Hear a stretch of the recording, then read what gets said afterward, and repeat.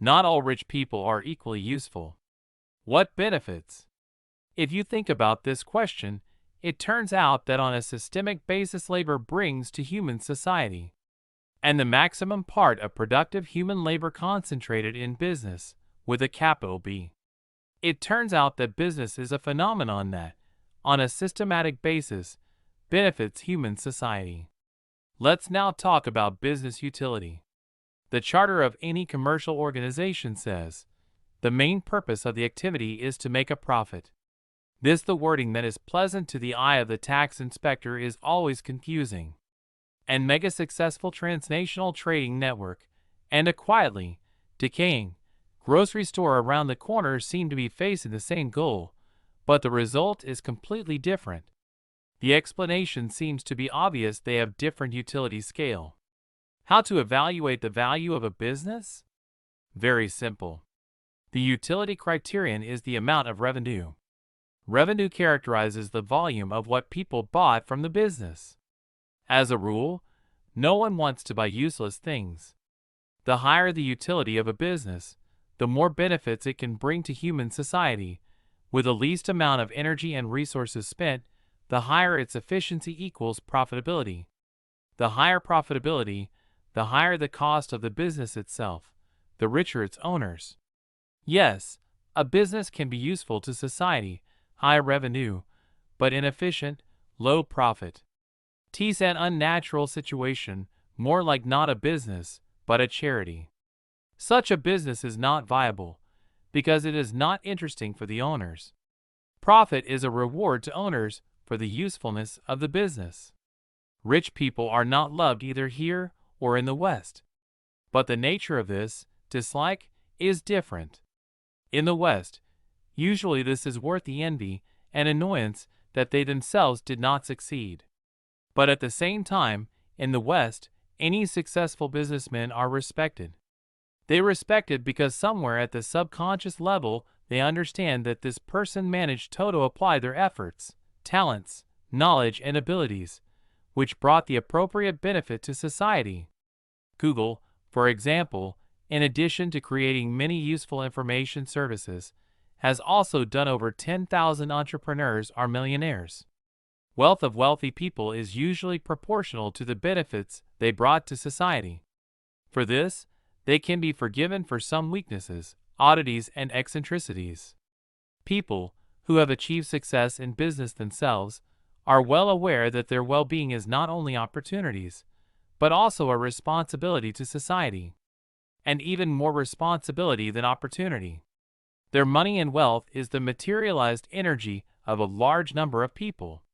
It will depend on the decisions of rich people where this energy will be directed: to buy the next mega yacht, football club, or to expand the business, create new products, and increase the number of jobs.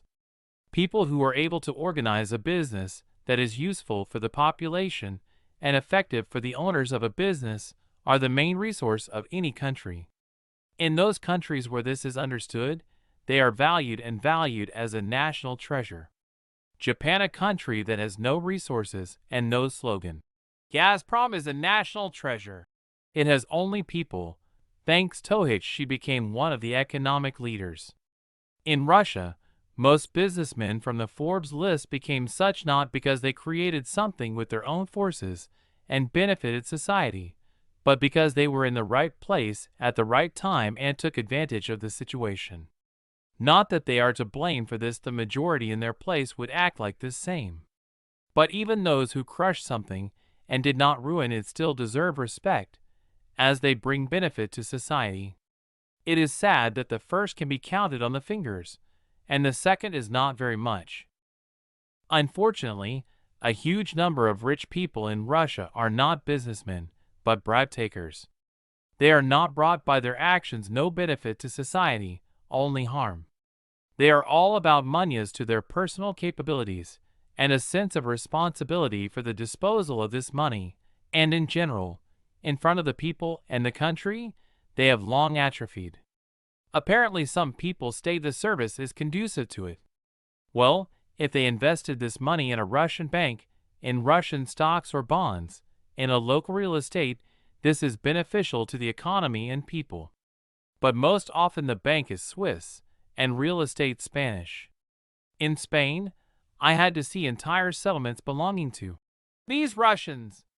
This is a difficult ethical question. Should such people be provided with wealth management services? On the one side, bribe takers are disgusting, and there is absolutely no desire to help them become even richer. On the other hand, investing their money in Russian business is perhaps the only way to benefit society. You can often see people who are unsuccessfully trying to find 3 to 5 million to launch some new promising project that will improve our lives. But at every step you can see how some draped official rushes along the oncoming lane in a very expensive car. In any holiday village you can find not one very expensive house that belongs to a mediocre official. It is sad that most people in Russia in their place would behave in exactly the same way. It just didn't work out. Get to the warm place. People do not like rich bribe takers, not at all because they are bribe takers, but because that they themselves did not manage to be in their place. University graduates sometimes dream of working for the state service or in Gazprom, not because they want to be useful, it's just that you can grab more there. But another, they do not know how to become wealthy people.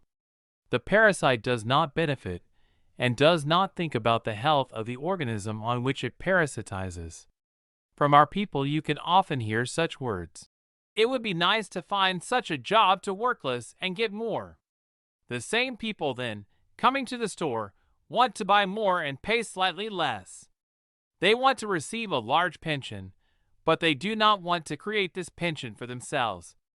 Everyone likes social programs, but no one wants to know that they are funded by business and those who work in it. If money is not backed by useful labor, it has no value. If no one makes goods and services, the demands to increase pensions, scholarships, salaries of state employees look ridiculous. You can't buy anything with that money either. Health level determines the ability to create utility, which determines the level life. Wealthy and successful entrepreneurs are people with resources and opportunities who should have more a high level of responsibility for the life of the country. In matters of the production of goods, they need to be helped and not sabotaged. If the company closes or goes bankrupt, there will be no winners. Conclusions: we must respect the rich for creating utility. We must despise the rich parasites for bribes, theft, kickbacks,